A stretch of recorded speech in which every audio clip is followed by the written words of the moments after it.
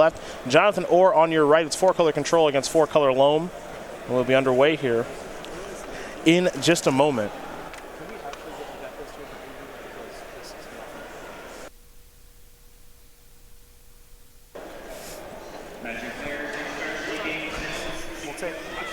We'll take literally anything but this. We're underway here in game number 1. A Mox Diamond here for John Orr. Along with the Marsh Flats, he'll discard a Maze of Ith. Not very good in this matchup.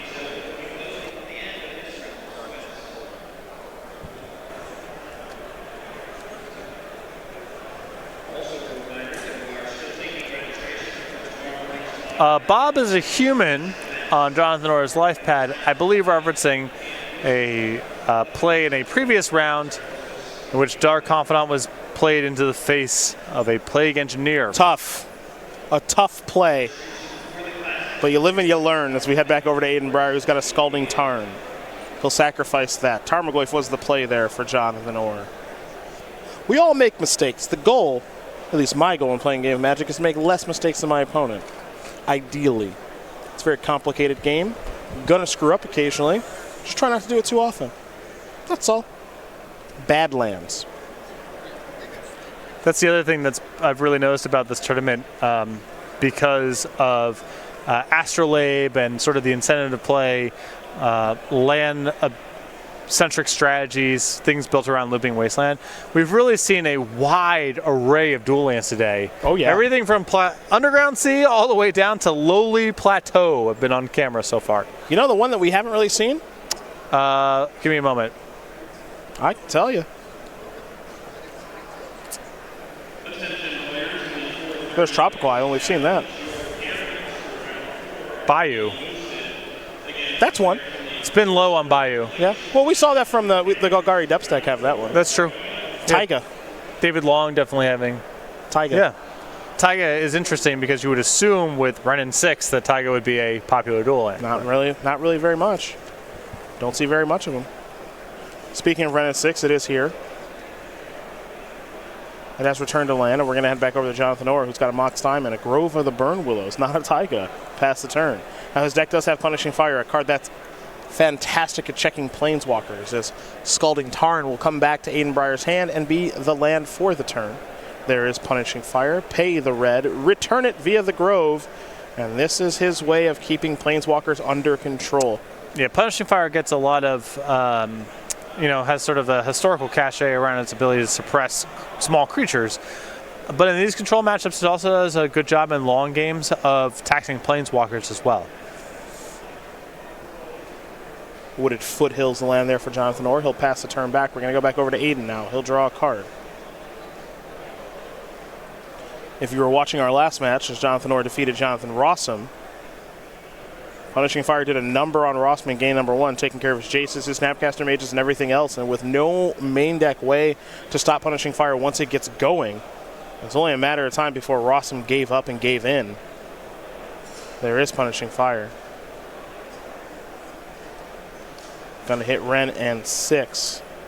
I mean, honestly, it doesn't seem like Aiden Brier set up at all for Punishing Fire in game number 1. I think most decks like this, these 4-color messes, aren't set up for it at all. Creatures. 3 Snapcaster Mage, 2 Baleful Strix, 2 Plague Engineer. Those are dead. 3 Jace the Mind Sculptor. Dead. 3 Renin 6. Dead. Everything else in here is card drawing and removal. Number of Wastelands in the deck? 2. And against a deck that has Life from the Loam? Yeah. I mean, it might take a while. So the thing is, and I was thinking about this when Rossum was playing last round because I was in the pit watching. If I was Rossum, I would have conceded so early. Because Rossum was doing a lot of brainstorming and all this stuff to keep his Jace around and Force of Willing a Life from the Loam, so Orr had to do it the next turn. And it's this is all nonsense because it's all going to lead to the same spot. Right. Which is you're not going to have anything that matters, and I'm always going to have Punishing Fire and Grove. So the question, if you're Aiden right now, is how long do you want to go through this? Well, if you're still in theory drawing to Wasteland, if Orr has not found a copy of Loam and you might be able to get him off the Grove and then be able to play it out for a little bit longer, but his position's really bad. I mean, his deck is just not equipped to beat this card in game number 1. And this is kind of the cheat against these strategies right now. As good as these 4-color control decks are at handling everything an opponent can throw at them and win the game, this is certainly a weak spot right now, and that's part of the reason that Orr is sitting at 8-0 here this weekend. Yeah, I wonder if some of these lists are going to start messing around a little bit with maybe a main deck copy or two of Force of Negation. Maybe. Not a hard card to justify, just kind of in general. It's already seeing some legacy play, and if you're a control deck that's vulnerable to Punishing Fire in a deep game like that, getting that card exiled might be really attractive. Bloodstained Mire is going to search up a basic snow-covered swamp.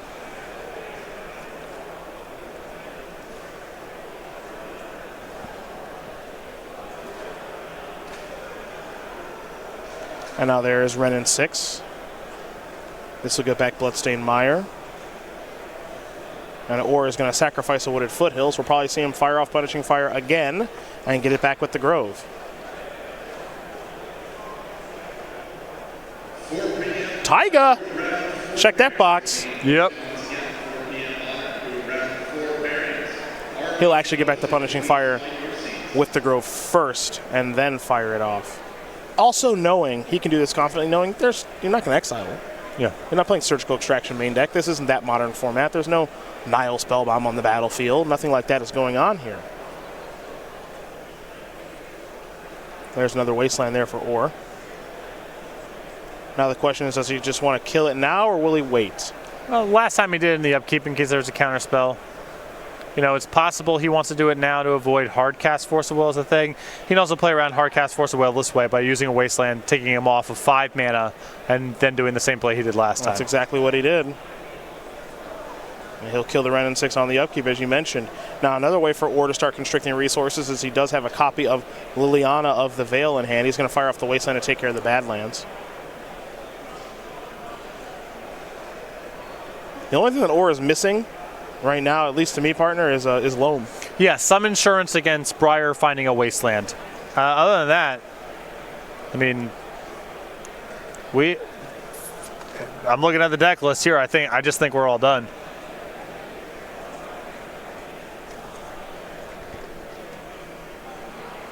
Now, it is worth noting, not playing a ton of copies of Life from the Loam, but there is the ability to get through the deck quite a bit and find that one copy.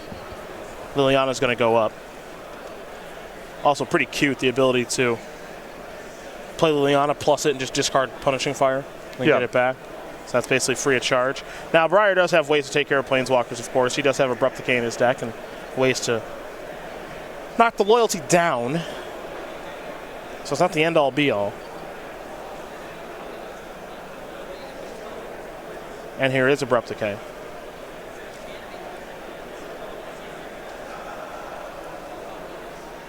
Punishing Fire is going to come back to Orr's hand. And pass that turn back. So we head back over to Aiden Brier now.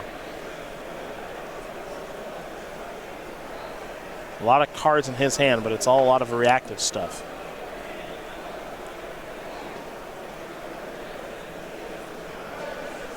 Volcanic Island and pass the turn back.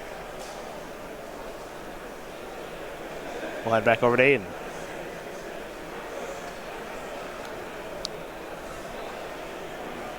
Pretty healthy format when you're seeing basically all the dual lands. I think we've seen Plateau. Yeah, we have for sure. Yeah. Out of those 3 color Loam decks. Yeah. There's Punishing Fire. So you see the weakness. Chase, whatever. It's one of my favorite, perhaps my favorite Jerry T-isms that I ever read. You can draw all the cards you want. Doesn't matter if you can't beat the board. Yep. And we're going to see that for as long as Brier is willing to play this game. It feels that way. He's got no end of ways to draw cards, no end of 2-1s, although it looks like Brier has picked up a Wasteland. It looks like he finally found one, and he's going to fire it off on the Grove. So Grove down. All right. Now for Orr, he does have 3 copies of Grove of the Burn Willows in his deck. He also has the very powerful Ren and 6. Got to fight over this. I mean, you can't. Probably have to. If you're Brier, you can't play until Grove is off the battlefield. Mm-hmm. And now there is Force of Will exiling a Baleful Strix. Or we'll pass the turn back, so we'll head back over to Brier.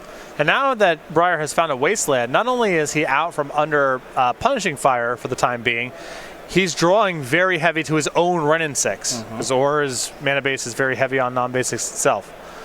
But I think Brier is down to only 1 copy of Brendan 6 in the deck. He's playing 3 in the main, and 2 are already accounted for. 2 are in the graveyard, taken care of via Punishing Fire. Here's a Ponder.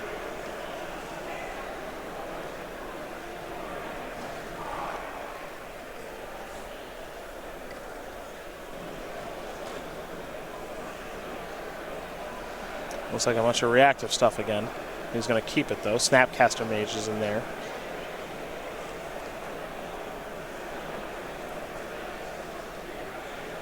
We head back over to Orr.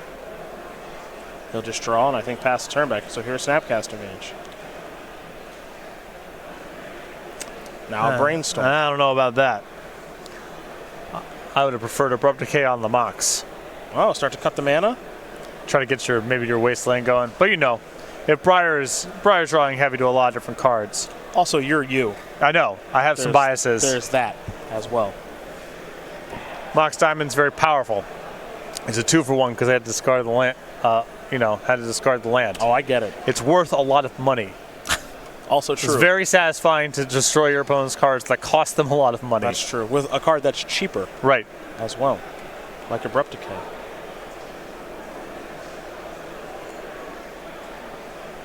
Here's Baleful Strix. Draw a card.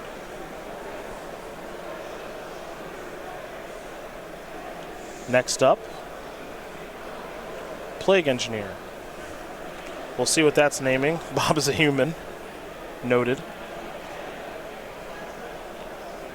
Human is the name. Looks like Abrupt Decay is going to kill the Plague Engineer. There's a Verdant Catacombs. Pass the turn back. We head back over to Aiden Brier. Beatdowns. Orr's going to fall down to 13. Brier making a nice little comeback here. He'll play another Plague Engineer. Yeah, still at the mercy of Orr finding Grove of the Burn Willows, but running out of time to do it. There's Wasteland.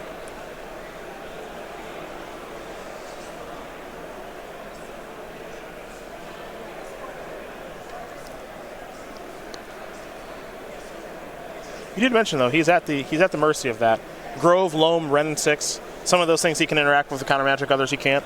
Here comes Kolagon's Command. Blow that up. Yeah. Get back Plague Engineer. Just going beatdowns. Or at least trying to. Head back over to Aiden. Well, now we're at a point where it might not even be fast enough for Orr to find the Grove. Another Abrupt Decay. I think he's doing it good enough to keep his head above water. Dark Confidant. Yep, that's not it. Wow. Play it right into the Plague Engineer. He's just kidding, of course, and he will concede the game. So Aiden Brier is going to win game number 1 here over Jonathan Orr. Finally found an answer to that that Punishing Fire Grove of the Burn Wolves combination. Orr was not able to reassemble, and Aiden Brier was able to capitalize just quickly enough. So we take a look at the sideboards here. We'll start with Jonathan Orr, who's got 3 Leyline of the Void, 3 Thalia, Guardian of Thraben, 2 Swords of Plowshares, 2 Plague Engineers of his own, and now 5 one-ofs, an Assassin's Trophy Tireless Tracker, Tarmogoyf, Bajuka Bog, and Crop Rotation. I like the Assassin's Trophy, and I like the Tireless Tracker, and I'm not really into anything else here. I mean, Leyline of the Void's maybe okay against Ren 6 and Snapcaster Mage. A lot of this is anti-combo and anti-creature. Tireless Tracker and Assassin's Trophy, good sorts of card advantage, flexible removal for all sorts of things. That stuff's good. Fair enough. We'll take a look at Brier. He's got 3 Pyroblast, 2 Leovolt, Emissary of Trest, 2 Surgical Extraction. I got 8 one-ofs here. Caracas, Hydroblast, Ancient Grudge, Force Negation, Plague Engineer, Pithing Needle, Veil of Summer, Crop Rotation. I really like the Force of Negation here. I like the Surgicals, and I could be talking to Leovolt. Okay. But light sideboarding again. Well, those are the options there for both players. Game number 2 is going to be underway here in just a moment. We might see one or both of these players at the Players' Championship next year. And speaking of which, we've got some information to share. It's been a while, but I feel like I've seen this movie before. Pass the turn back. Is it a top deck? Oh it's my a God. Pendlehaven. Pump and attack? Is this real? Oh my God. Oh no.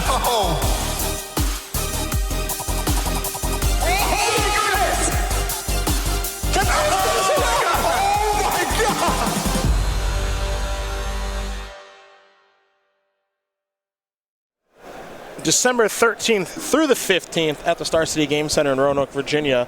16 players, 1 champion, and it could be Joe Lissette defending his crown. Looking forward to covering one of those for the first time in a handful of years. Yeah, it's been a bit. And I think there can be this habit when there's this new impactful card, it's really powerful, shows up all over the place, to just say, oh, well, this invalidates X, Y, and Z, or it just replaces this previous card.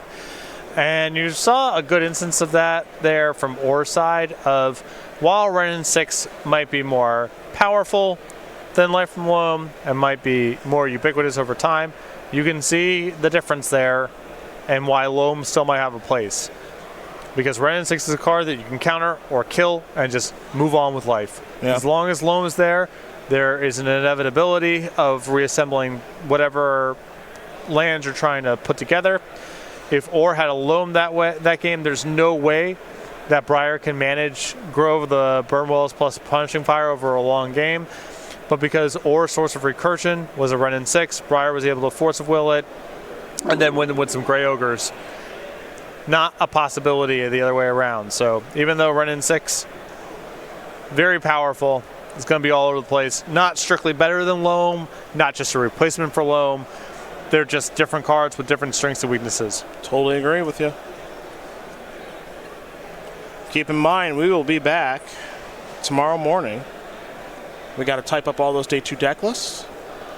And there will be a lot of them. And there will be a lot of them. We got to get ready for day number 2, 6 rounds of action, of course. Then we'll announce our top 8, let you at home decide on the quarterfinals. And then we'll play through our elimination rounds and eventually crown a champion here. What are you doing with those mountains? Bought some mountains. There's some artwork that I like. I'm thinking about retiring the Arabians. I haven't totally made up my mind yet, but... What do we got there? Mirage, probably? Mirage and some from Ice Age. Oh, there you go. But not snow-covered from Ice Age. No, of course not. I'd rather die. I'd rather... There's no way I would ever... Even in Legacy. Legacy is a format where there was a point where people played Predict. There was a reason for me to split. I'll never do it. Okay. I'll never do it. Okay. If you play against me in a tournament and if I got a Snowland in play, there's a reason. All right? I'm going to call a detective. If you've got a Snowland in play, you must have been held for ransom. Yeah. I will never do it. I'll never do it. Whatever fraction of a percent of equity I'm spewing by not, et cetera, et cetera, et cetera, et cetera, I'll never do it. Noted. Noted. We're underway. Verdant Catacombs here. We'll get our second game off to a rousing start. Polluted Delta, maybe the more powerful of the 2 fetch lands, will be sacrificed here. Aiden will get a snow-covered swamp, something Patrick would never play. No, he's got Astrolabe. That's fine. He's got Arkham's Astrolabe. Right. That's a reason. And there that's fine. Is. Boom, there it is. He has a card in his deck that requires snow mana, and so he has a Snowland. Yes. I'm into that.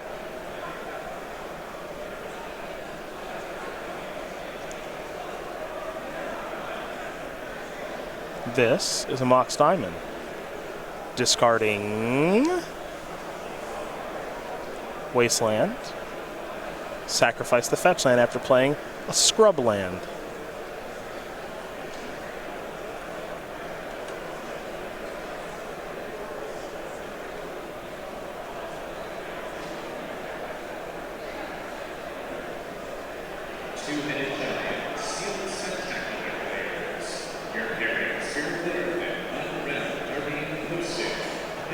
Knight of the Reliquary, a 4/4 at this moment. Not that tough for Brier to kill in his deck, though. It does play fetch lands and Fatal Push. 3 copies of Abrupt Decay as well. Yeah. You wouldn't expect this knight to live all that long, but...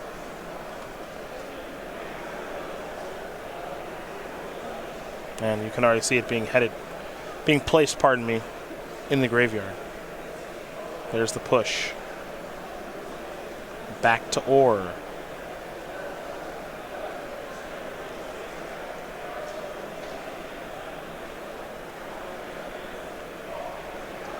Bob. Ambitious. A lot of ways for this to go bad. Yeah.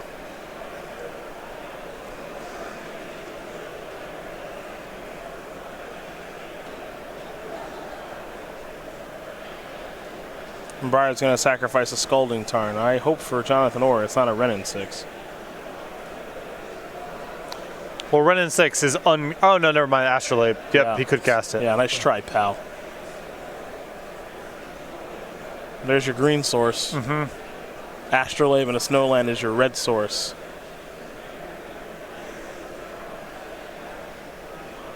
There we go. There it is. No, I don't know about 1 toughness. You know?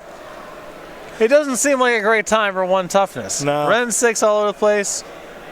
Playing with Plague Engineer. Yeah. Part of me thinks maybe we should sideboard those Bobs out here. Pretty ambitious thinking they're going to live. This is a 2 for 1 city. All self-inflicted. Yeah.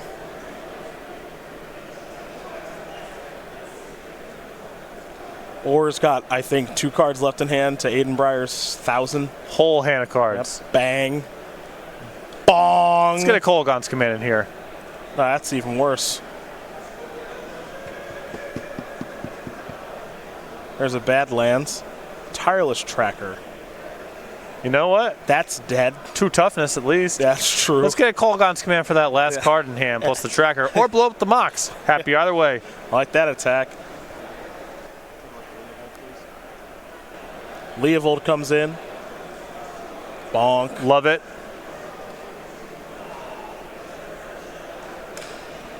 Each opponent can't draw more than 1 card each turn. Whenever you or a permanent you control becomes the target of a spell or ability an opponent controls, you may draw a card. There's Scavenging Ooze. Well, a motley crew of green threats here. Are you okay? Yeah. Yeah, you sure? You sure? Yeah, I'm having a good time. Yeah, you're okay? Yeah. Green's finest. What you say you do here? Green's finest bozos have showed up to the battlefield. I do like the effort here. You know what a magic number I like on Aura's side right now? Was that 2 toughness. 2 toughness. 2 toughness. Lesson learned from the Dark Confidant. Yes.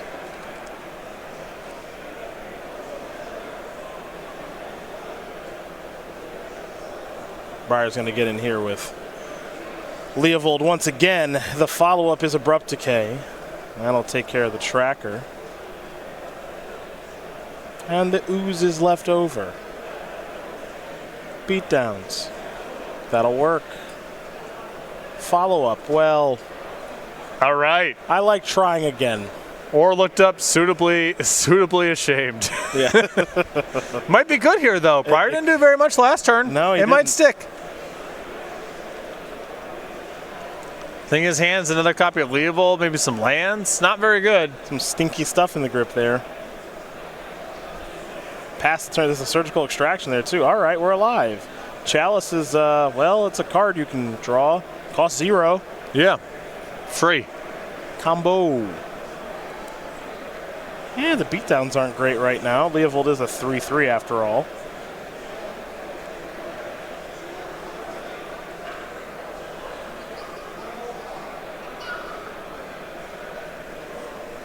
I've got Ari Lax with the match slip, so he's 6-3, probably in a day number 2 now.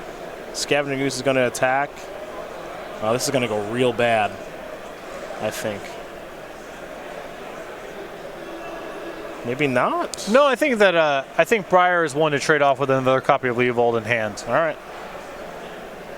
There was the ability for Aiden to Surgical the Dark Confidant with the Ooze trigger on the stack. Sure. And then Ooze is still a 2/2 against Leovold being a 3. Yeah, I think not worth it though if you're just gonna play your other Leovold. Might want to just save that Surgical for something else, perhaps. Yeah. For example, he reveals something that's good to Dark Confidant that's in the graveyard. You could tag it in the draw step. You know, there's other things to be done.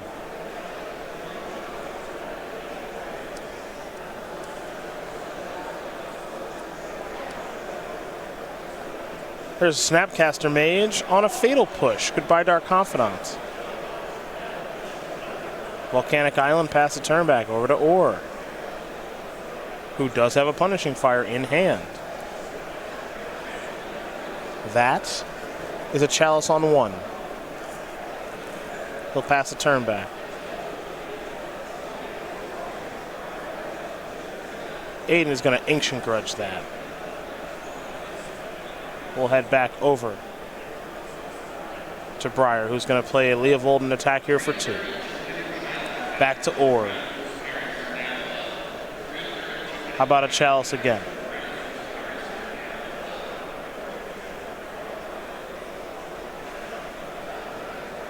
Looks like that's going to resolve. It's on 1. Back to Aiden. Leovolden Snapcaster will come in, or it's going to fall down to 7. Scalding Tarn, pass the turn back, or will draw.